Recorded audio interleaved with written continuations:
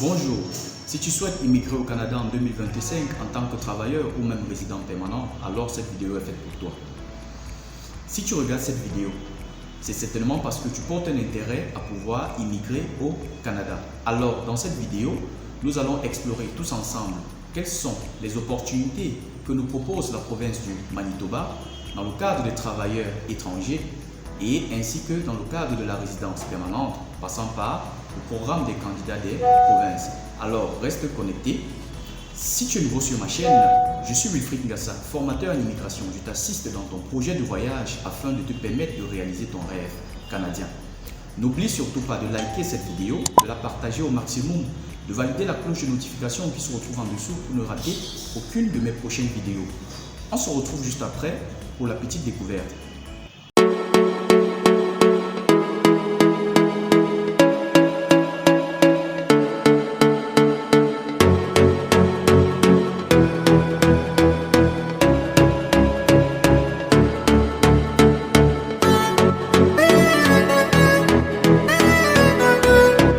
Alors, bonjour, vous allez vous servir des liens que j'ai laissés dans la barre de description pour accéder au site de la province du Manitoba.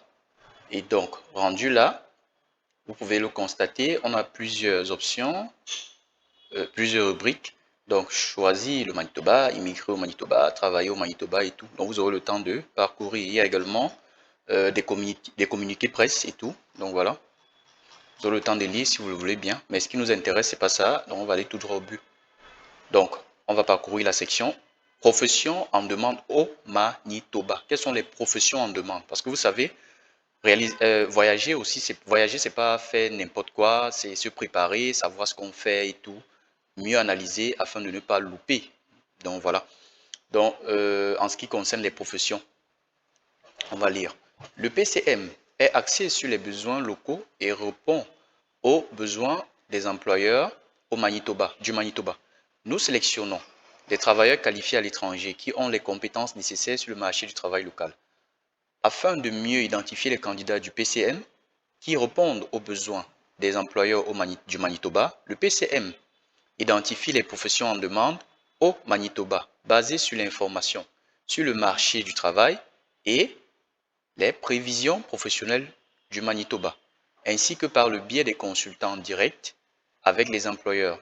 Les professions répertoriées font référence à l'édition 2021 de la classification nationale des professions, la CNP. OK. Liste des professions en demande au Manitoba. Donc, on va lire ce que c'est. Bon, déjà, on va commencer là. Le PCM fournit une liste des professions en demande au Manitoba qui sera mise à jour régulièrement. De nombreuses professions figurant sur la liste des professions en demande sont limitées à des volets spécialisés particuliers du programme et des candidats. Et les candidats doivent satisfaire aux critères et aux exigences spécifiques pour l'une des voies spécifiques énumérées dans chaque volet. Les candidats qui exercent une profession recherchée seront priorisés lors des tirages du système de déclaration d'intérêt. Donc voilà. En 1, justement, on a affaires, finances et administration. On va voir ce qu'il nous propose là. Donc, vous pouvez voir, voilà la profession pour les affaires, finances et administration, code de CNP. Donc, le tableau illustre les professions en fonction de leur CNP. Donc, on va dire, illustre les professions en fonction des CNP adaptés et ainsi que des niveaux requis pour pouvoir prendre part justement au programme de candidat de province. Donc, on va le dire comme ça. Donc, ce que vous devez cumuler en fait. Donc, pour la catégorie ou alors la classification CNP2, directeur financier ou directrice financière, vous vous retrouvez dans le code CNP 110. Maintenant, le niveau minimum requis pour le test de langue, c'est 7. Vous voyez, équivalent de la CNP 2016. Donc là, c'est l'équivalent de la CNP 2016. Et donc là, c'est l'équivalent de la CNP 2021. Ça, c'est justement la mise à jour dont je vous parlais dans l'une de mes précédentes vidéos. Donc faites attention en fait. Donc voici la nouvelle CNP disponible. Même si nous savons tous que à travers Arima, c'est vrai que lorsque vous remplissez votre déclaration d'intérêt, vous utilisez toujours l'ancienne CMP parce que, bon, Arima, d'une certaine manière, n'a pas encore pris en charge cela. Mais bon, ça a déjà été, Fédéral a déjà justement engagé avec ça. Donc, déjà au niveau de compétences de la CNP 2016, 0. Donc voilà, en fonction justement du métier dans lequel vous vous retrouvez, vous allez connaître quel est votre CNP, quel est le niveau de test de langue requis et tout. Ok, on a fini avec affaires, finances et administration. On va descendre à sciences naturelles. Donc, sciences naturelles, vous voyez, c'est la même chose. Vous voyez, donc le niveau, c'est toujours 7. Vous allez lire, on va descendre. 3, secteur de la santé. C'est toujours 7 pour le niveau de test de langue, le niveau de test de langue, donc le résultat. Mais les CNP vont toujours changer, rassurez-vous. Donc voilà. Ok, vous pouvez voir ici par exemple, le JA ou le niveau de compétence de la CNP a changé aussi. Donc en fonction des postes, ça change. En fonction des professions. Donc voilà, enseignant, enseignement, droit et services sociaux, communautaires et gouvernementaux. Donc on va voir aussi ce que cette section nous propose. Donc voilà, là on a évidemment 40, 0, 30 pour la profession de directeur ou directrice des services sociaux et tout. Donc vous voyez déjà là, le niveau du test a changé. Vous voyez, donc ça a changé. Là, si vous avez 5, évidemment, ça va vous aider. Donc voilà, on a 5, on a 5 et 7. Vous voyez. Donc lorsque vous vous retrouvez déjà dans la catégorie de l'enseignement, droit et services sociaux, communautaires et gouvernementaux, donc c'est clair que vous pouvez vous en sortir même si vous avez 5, quelque chose du genre. Maintenant, ça dépend de votre profession. Donc la profession dans laquelle vous voyez en fait, c'est ça. On va descendre encore. Donc vous voyez, il y en a tellement en fait. Art, culture, sport, loisirs, on va voir. Oui, par exemple, vous voyez là également c'est 5. En fait, ce sont aussi des métiers secondaires, bon, du genre. Parce que lorsque vous êtes dans la catégorie des métiers réglementés, c'est pas toujours ça. Donc vous devez avoir au moins 7. Vente et services, on va voir. Vous voyez, catégoriquement c'est 5, niveau des tests requis. Ça vous aide beaucoup, hein. Pour ceux qui me posent souvent les questions, encore les questions, genre, en ce qui concerne le niveau, comment ça va se passer et tout. Je suis en train de vous donner des détails comme ça dans la vidéo. Voilà, métier, transport, machinerie et domaine apparenté et tout. Vous voyez, même chose. Vous m'excusez, hein, je regarde beaucoup plus on va dire, le niveau du test requis pour le test, parce que c'est ça qui est important dans tout ce qu'on est en train de regarder là pour l'instant.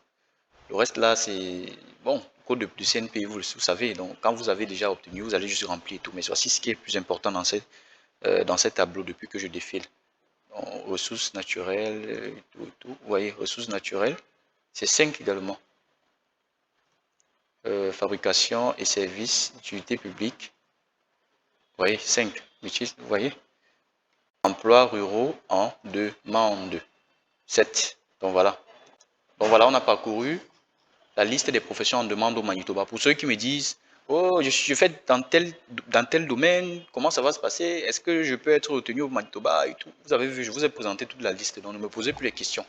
Maintenant, en fonction des programmes disponibles aussi, parce que retenez que le Manitoba aussi, c'est une province. Naturellement, il y a beaucoup, il y a de temps en temps des petites opportunités et tout, et tout, et tout. Vous n'avez qu'à préparer votre CV ainsi que votre lettre de motivation, si possible, et postuler. Tout ce que vous avez à faire, vous fouillez, vous postulez. Remarque, candidat francophone. Le PCM utilise comme définition de francophone quelqu'un qui maîtrise le français au même niveau ou mieux que leur niveau d'anglais. Vous devez prouver vos compétences linguistiques en fournissant les résultats, autant pour moi, d'un examen approuvé par le PCM. Si vous êtes francophone et voulez présenter une demande comme travailleur qualifié à l'étranger, et il faut avoir travaillé dans une profession sur la liste des professions en demande au Manitoba, ça c'est ce que nous savons, je passe le temps à vous réciter cela en fait, ou dans le domaine des métiers, des médias et communications ou de l'éducation et formation, au niveau primaire, secondaire et post-secondaire. Vous voyez, voilà une rubrique encore que je signale chaque jour. Niveau minimum de niveau de compétences linguistiques canadien, niveau NCLC 7. Donc, pas besoin d'entrer dans les détails. On a déjà parcouru ça pendant longtemps. mise à jour de la liste. 11 juillet 2023, machin truc et tout. Donc. Vous voyez, donc voilà. Je parcours comme ça pour vous montrer, pour que vous ne venez plus me dire voilà, voilà, voilà, voilà. Maintenant, ce qu'on va aller voir, évidemment, c'est la grille des points. Parce que c'est bien de savoir, voilà, voilà les postes, voilà, je sais pas moi, voilà les professions en demande au Manitoba et tout, mais de manière, de façon concrète, qu'est-ce qu'il faut avoir à la main? Quelles sont les armes, en fait, on doit préparer afin de mieux attaquer, justement, ce vaste terrain, ce champ de bataille, justement, qui est l'immigration. Donc, ce combat, justement, de pouvoir atterrir dans la province du Manitoba. Donc, on va voir ça dans la grille de points. Donc, on va lire. Grille de points du programme candidat du Manitoba. Remarque, tous les candidats doivent remplir la grille de points du PCM à l'exception du demandeur qui travaille actuellement au Manitoba. OK. Vous devez établir une note pour, pour, les, pour, pour tous les 5 facteurs. Et ça, c'est une erreur quand même qu'ils ont eu à, pour tous les 5 facteurs, vous devez inclure la grille de points complétée avec votre demande. Pour qu'une demande soit acceptée, vous devez obtenir au moins 60 points. Voilà ça encore. J'avais fait une précédente vidéo pour vous expliquer, évidemment. Je crois que je vous avais même parlé, évidemment, de cette histoire de grille de points. On avait même fait un test d'admissibilité, si j'ai bonne mémoire, pour le Manitoba. Donc voilà, c'est un rappel encore. Donc il faut totaliser 60 points en tout, justement, pour que sa demande soit acceptée. Utiliser l'outil d'auto-évaluation. Donc voilà ça. On avait utilisé l'outil d'auto-évaluation du programme pour vous aider à déterminer si votre situation relative à l'emploi, aux études, à la langue, à votre lien avec le Manitoba et à votre adaptabilité vous rend admissible à présenter une demande. Donc là, c'est la grille et tout. Facteur 1, maîtrise de la langue. Donc on peut venir constater ici naturellement. Si vous avez eu un niveau NCLC 8 et plus, ou locuteur natif, donc en fait, si vous avez eu quelque chose de plus de 8, donc si vous avez eu un résultat de 8 ou à plus de 8 naturellement, vous avez déjà 20 points.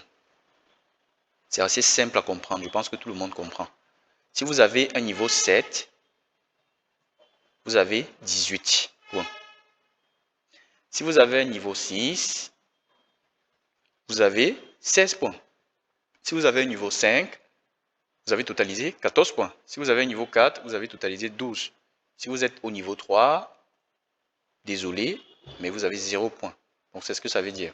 Maintenant, langue secondaire, parce que retenez ici que langue maternelle, évidemment, c'est vraiment votre choix de langue. La langue, c'est évidemment la langue dans laquelle vous vous sentez plus à l'aise. On va dire ça comme ça, parce que c'est comme ça que nous les Africains nous comprenons ça.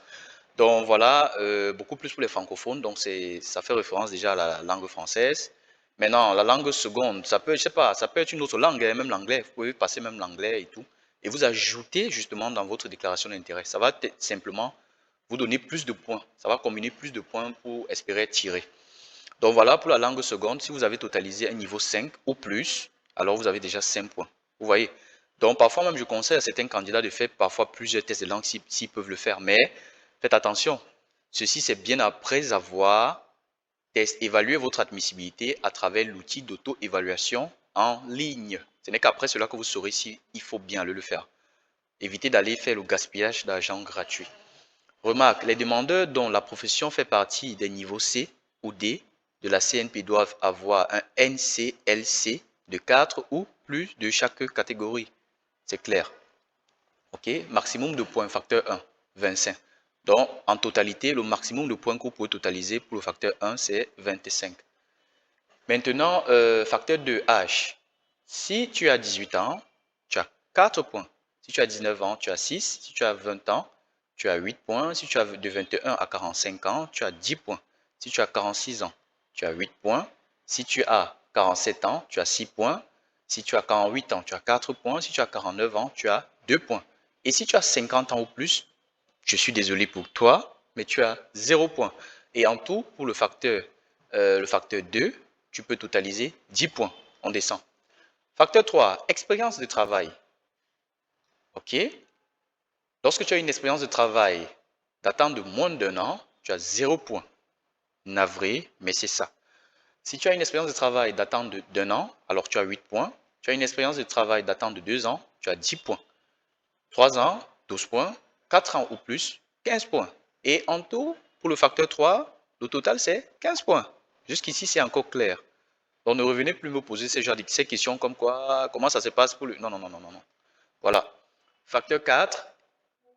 Facteur 4. Donc, comme je disais, un instant. OK. Facteur 4, études. Donc, si tu as une maîtrise en doctorat, tu as 25 points. Si tu as deux programmes postsecondaires d'une durée d'au moins 2 ans chacun, alors, on va dire si tu as passé à deux programmes naturellement postsecondaires d'une durée d'au moins 2 ans chacun, alors tu as 23 points. Un programme postsecondaire d'une durée de 2 ans ou plus, tu as 20 points. 14 points si tu as un programme, tu as passé un programme postsecondaire d'une durée d'1 an. Et voilà, aucune éducation postsecondaire officielle, alors tu as 0 points. Le PCM se réserve le droit de demander une évaluation par un tiers afin de démontrer que l'éducation et la formation répondent aux normes canadiennes. C'est clair, non? On comprend en fait. Ils font référence à l'évaluation des diplômes. Ça peut se faire à travers OS ou à travers d'autres organisations, mais c'est beaucoup plus OS qui est connu par tous. Et pour le facteur 4, en totalité, là, c'est 25 points. Donc, facteur 5, adaptabilité. Si tu as un proche au Canada, un proche parent, naturellement au Manitoba, tu as 20 points. Si tu as, tu as reçu une invitation à présenter la demande dans le cadre d'une initiation stratégique, tu as 20 points. Ici, c'est vraiment un cas assez spécial, hein, tout le monde ne peut pas l'avoir. Donc voilà. Expérience de travail antérieure au Manitoba. Donc si tu as une expérience de travail antérieure au Manitoba, au moins de 6 mois au cours des 10 dernières années, tu as 12 points. Si tu as suivi un programme postsecondaire de 2 ans ou plus au Manitoba, tu as 12 points. Si tu as suivi un programme postsecondaire d'au moins une année scolaire au Manitoba, tu as 10 points, ainsi de suite. Et pour le total du facteur 5, naturellement, on pourra totaliser 25 points. On descend. Maintenant, le maximum de points, en fait, doit te donner 100 points. Donc 100%, c'est 100 points, naturellement. Comment remplir la feuille de calcul? Entrez le nombre de points que vous vous donnez dans chacun des 5 facteurs en fonction de la grille. Donc, en fait, ce que ça veut dire, évidemment, c'est que vous n'avez pas besoin d'aller calculer ça hors du système, hein. Donc, lorsque vous êtes on est encore justement dans le fichier, vous descendez simplement. Le nombre de points que vous avez totalisé dans la maîtrise de l'anglais, de la langue, vous mettez. Donc, je vais par exemple mettre que j'ai totalisé, je sais pas moi, peut-être, je sais pas, disons 15 pour la maîtrise de la langue. Et pour l'âge, par exemple, j'ai totalisé 7, disons. Un truc du genre. Ouais, j'ai totalisé peut-être 7. L'expérience de travail, peut-être j'ai totalisé, je sais pas moi, je vais dire peut-être 12. Voilà, les études, j'ai totalisé, on va dire peut-être 19. L'adaptabilité, on va dire peut-être 0, du genre. Vous voyez, ça donne 53. Donc c'est clair que ici, là, ça doit vous donner au moins 60, comme ceci, pour que vous espérez être sélectionné. Donc, c'était tout pour cette vidéo. J'espère évidemment qu'à partir de cette vidéo, vous serez à même d'aller vous-même évaluer votre profil à travers l'outil d'auto-évaluation en ligne ou encore à travers le fichier que je viens de vous proposer afin de voir si vous êtes admissible à présenter une demande dans le cadre des candidats de province ou encore, vous pouvez également vérifier quelles sont les professions en demande afin de pouvoir concevoir votre CV et pouvoir rechercher une offre d'emploi valide. Il y a tellement d'opportunités, les amis, que je ne saurais vraiment vous dire, voici, sélectionnez seulement celle-ci ou celle-là. Il y en a tellement d'opportunités au Canada. Le Canada, c'est un vaste pays avec des provinces, avec plusieurs provinces et avec de nombreuses opportunités dans chaque province. Vous ne devez pas vous limiter sur une seule chose, vous devez fouiller partout et ce n'est qu'à ce moment-là que vous aurez une ouverture. Pour ceux qui souhaitent être assistés dans leur procédure, n'hésitez surtout pas de me contacter à travers mon WhatsApp que j'ai laissé dans la barre de description ou à travers mon email, donc mon adresse mail, ma boîte, que j'ai laissé également dans la barre de description ou encore de me laisser un message en commentaire. On se retrouve dans une prochaine vidéo pour une nouvelle astuce. À bientôt.